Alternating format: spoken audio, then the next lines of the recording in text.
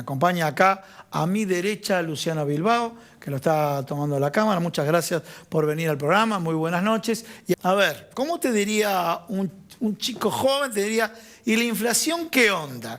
¿Qué está pasando con el tema de la inflación? ¿Qué datos tenés? ¿Qué números tenés? A ver. Bueno, antes que nada, buenas noches.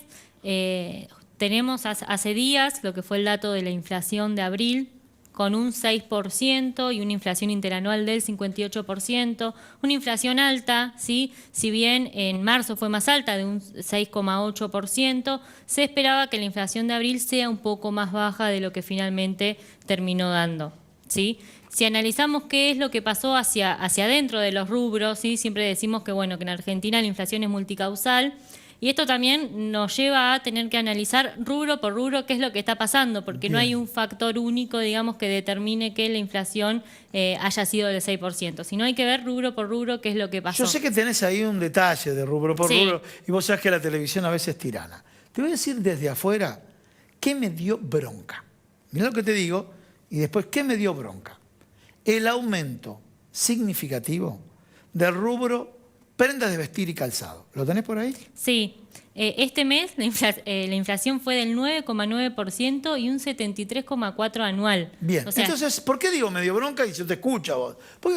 Porque está la Fundación Proteger, porque inclusive en este medio de comunicación salimos a defender a la industria nacional, que no haya libertad irrestricta de importación de productos que lo quitan del mercado en el mercado local, pero sin embargo varió un 73%.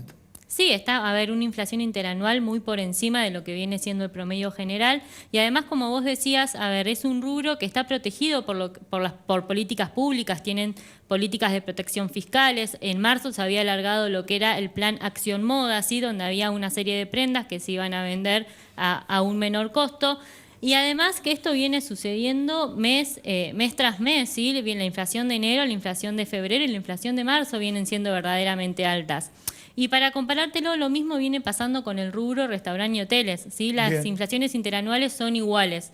Entonces, son dos sectores que están utilizando incentivos de políticas públicas para aumentar precios desmedidamente, ¿sí? Porque si uno analiza hacia adentro lo que es la cadena de valor, los aumentos no están en concordancia con un aumento de costos. ¿Sí? Quizás en el rubro restaurante y hoteles es servicios, entonces puede llegar a ser un poco más complejo determinarlo, pero igualmente, digamos, los márgenes de ganancia están pensados en utilizar políticas de incentivo para esto, un aumento de precios desmedido.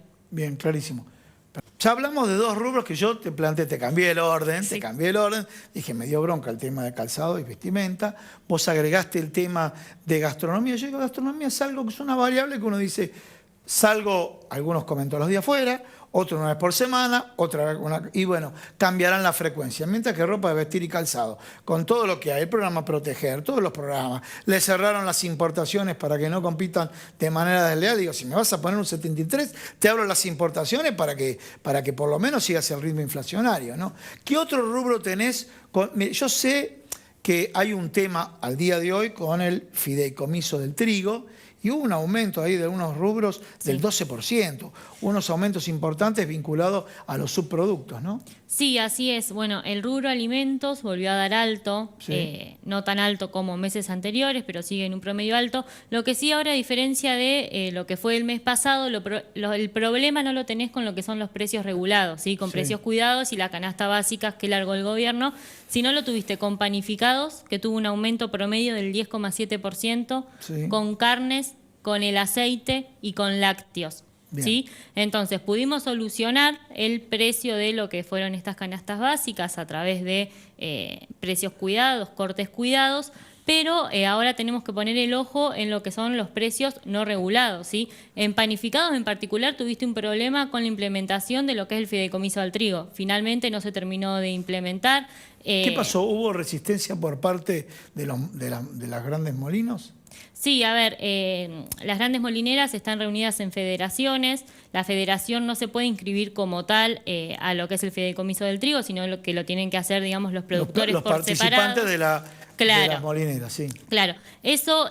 los integrantes de la distribuidora, para llamarlo en términos más simples, sí. Claro. no hubo acuerdo ahí, pero ahora sí, Feletti se volvió a reunir con el sector molinero y finalmente llegaron a un acuerdo de una vez, digamos, implementar lo que va a ser este fideicomiso del trigo, así que va a ser algo que vamos a tener que tener en mira para el próximo mes y ver cómo va a impactar en la inflación de mayo. Luciana, la Secretaría de Comercio Interior, luego, vamos a aclarar, luego que se desmontó todo en los 4 años de gobierno de la presidencia de Mauricio Macri, ¿tiene infraestructura suficiente? Yo te voy a dar datos, ¿sí? Datos porque uno analiza y lo ve en el día a día.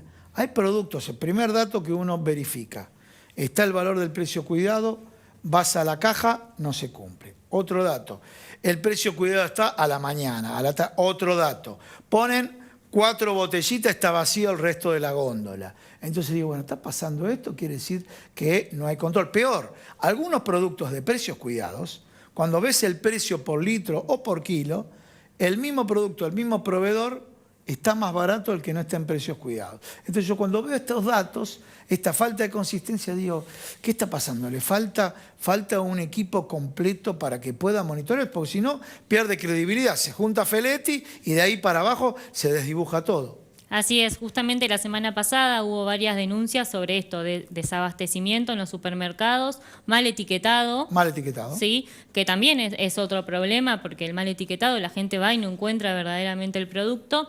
Y a ver, yo creo que está en un tema más de decisión, generar controles territoriales. Hay quienes creen, hay economistas que creen en el control territorial y como una medida, digamos, que funciona y que viene a hacer que se cumplan estas medidas, y hay otros economistas que no creen en el control territorial. ¿Puedo emitir una opinión ahí? Sí, sí. Vamos a este tema. Suponete que estoy en los que no creen o estoy en los que creen.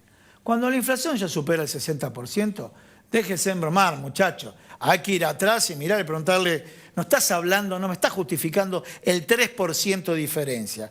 Me estás justificando que en un mes le metiste un 10 por las dudas, ¿no? Sí, sí, y además en el sector alimentos es un sector altamente oligopólico, ¿sí? Entonces ahí vos tenés dos cosas que controlar.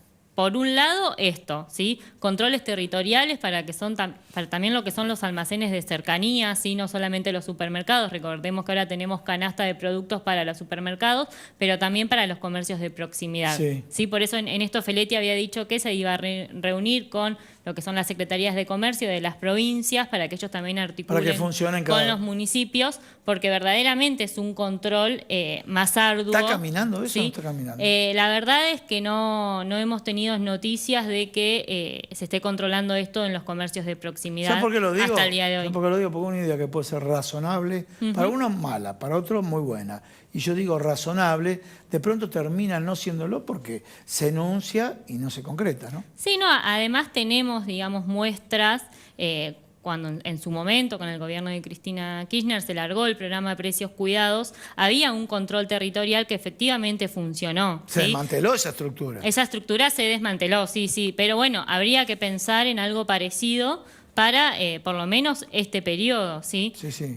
Y además con esto que decía, también el otro sector a controlar son los oligopolios. Por ejemplo, hoy o ayer leía una noticia de las pymes quejándose por los que le venden los insumos, ¿sí? Porque son ellos los que terminan fijando el precio y que condicionan la cadena de valor de todo el producto, porque son monopolios o oligopolios.